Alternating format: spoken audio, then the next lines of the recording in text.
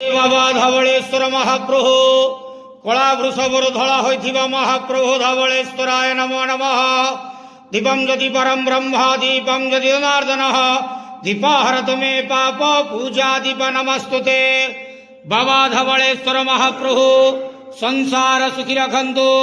आज पवित्र मकर संक्रांति शुभ मंगलवार रे समस्त श्रद्धालु भक्त मानकर मंगल करंतु।